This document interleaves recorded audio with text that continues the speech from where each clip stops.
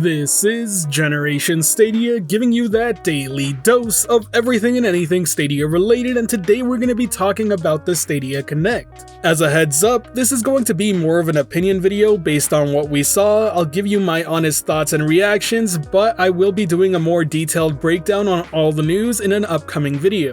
Let me start off by saying the following. I honestly don't think it was that bad. Were expectations met for most of us? No, probably not. That being said, it doesn't take away what got shown.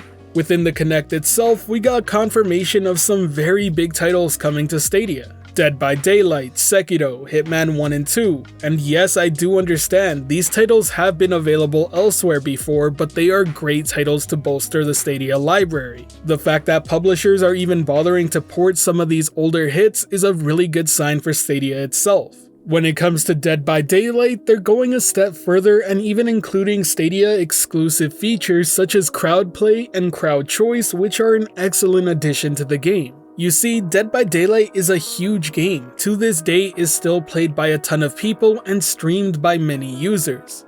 It's easily the biggest game in its genre as well, and the fact that it's bringing crossplay makes it even better for Stadia. This is absolutely an excellent addition to Stadia, and I'm glad it got brought over. Now, when speaking about Sekiro, this is a game that has been available for quite some time, and it was highly praised when it came out. It was in the running for Game of the Year on various sites despite facing very heavy competition.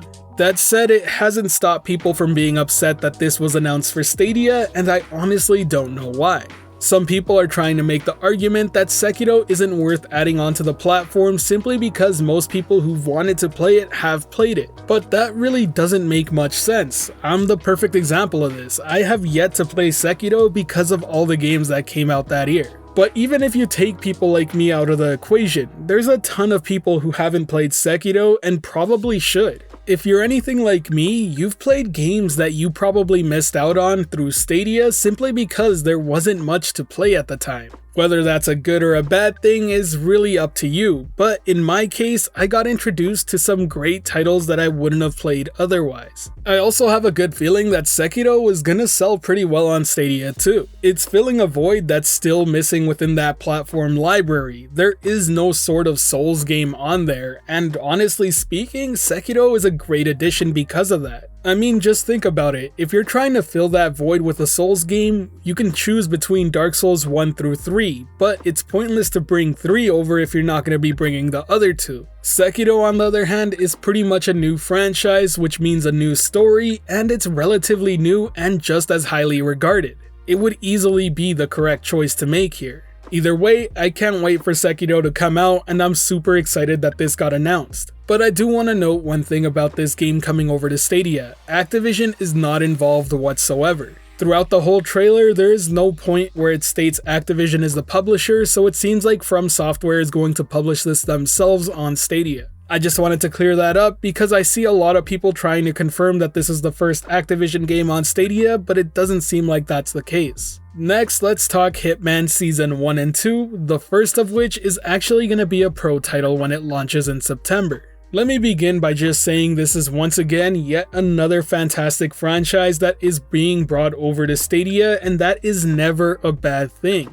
The fact that they're making the first entry free for Stadia Pro members in September is also a great way to introduce many to the franchise. But the support from IO Interactive doesn't stop there, and that's where I want to bring up the next talking point. Up until now, we've only focused on the older games that are being brought over to Stadia, but we did hear about some new titles as well. And let's pick up right where we left off, because IO Interactive is continuing to support Stadia with Hitman 3. It is worth pointing out that this will be a cross-generation title between next-gen and current-gen consoles, so it'll be interesting to see where Stadia stacks up. The third entry is currently slated for January 2021, which means we have some new stuff to look forward to for the next year. Another upcoming game was also confirmed for Stadia, and this is Outriders Journey into the Unknown.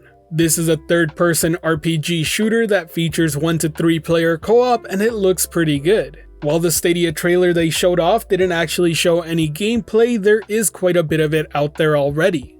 But what's really important to note here is that Square Enix is the publisher, and they're going to continue supporting the Stadia platform by the looks of it. Much like 2K, it seems like it's a safe bet that most of their titles will end up finding their way to Stadia. And that's a really good sign. Honestly speaking, when Outriders was first announced, I was a bit concerned because of that fact alone. The one thing that would concern me most about Stadia's health as a platform is if publishers who already have games on Stadia start pulling out for future releases. But thankfully, it seems like the opposite is true, and these publishers are seeing it worth their time to actually publish the games to Stadia. As for the game itself, I know I'll be picking it up day one. People Can Fly, the developers behind the game, they're also the ones who made Bulletstorm, and that game was just plain fun. I have high expectations for just how great the gameplay will be in Outriders, and I can't wait to see more of it. That said, I should point out the fact that this game won't be launching day and date with the rest of the platforms. It is already confirmed to be coming out 2021 to Stadia. Aside from these two big names, there were two other notable additions, and those are Super Bomberman R Online and Outcasters. Now, it's perfectly fine to say that both of these games are on a much smaller scale than everything we've talked about so far, but both of them do have some sort of exclusivity deal with Stadia. For instance, Super Bomberman R Online will be launching first on Google Stadia. It's a 64-player Bomberman Battle Royale, and honestly, I can see this game having some potential, much like Tetris 99 did on the Nintendo Switch. It's a classic game that everyone knows of, but with a modern twist, and it seems like it'll be a fun time to just play. It's also the perfect candidate to have the crowd play feature, so I'm glad it's there. Another title that was announced was Outcasters, and this one is exclusive to Stadia. This is the game being made by Splash Damage, and look, I'm gonna be real honest here, this isn't what I was expecting to come out of that studio. And after speaking with many in the community, I know I'm not the only one with that sentiment. That being said, the game does look like a good time. The truth is that it's probably not what most of us wanted to see out of that studio. That being said, I will give it a fair shake before trying to dismiss it without even trying it. After all, that was just its first showing, and I'm sure we'll be seeing more of it real soon. My only other real issue with the game here is the fact that it's called Outcasters, and I keep confusing it with Outriders from earlier. But since we're on the topic of exclusives, we also have to bring up the fact that Stadia signed deals with Harmonix, Supermassive Games, and Uppercut Games. These studios are best known for their games Rock Band, Until Dawn, and City of Brass respectively. All that said, I do have to imagine that they're gonna be on the smaller scale, much like this Splash Damage title, even though I hope that's not the case.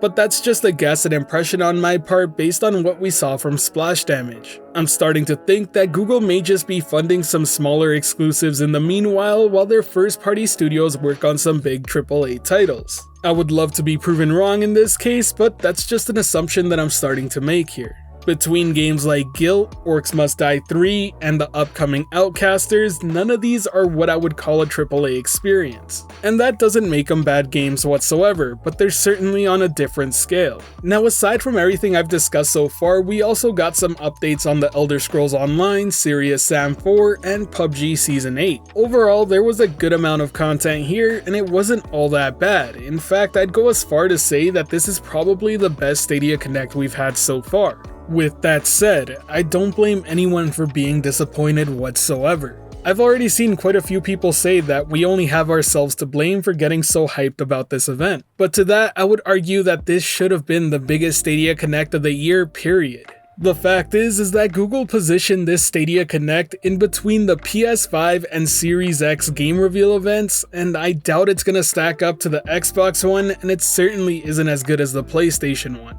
Remember, this would have been the event we got for E3 were it not cancelled due to everything going on in the world. It could be that plans changed and maybe they decided to talk about less than they would have and saved some for the next event this year. Because I'm assuming they're gonna be doing another event since they talked about showcasing Outcasters and more games later this year. The point I'm trying to make though is that whether or not you think it's fair to compare a new platform to two established giants, it just doesn't matter because the general public doesn't care whether it's fair. And ultimately, while I do think this Stadia Connect was a good showcase, I just don't see it winning many people over. Now that pretty much summarizes all my personal thoughts on the Stadia Connect itself. I will be making a video on the state of Stadia now because I've been waiting for this Connect to happen to really talk about that. And based on all the reactions I'm reading online, I think right now is a good time to do so. I see a lot of people overreacting, some people not reacting enough, and I really want to discuss all this.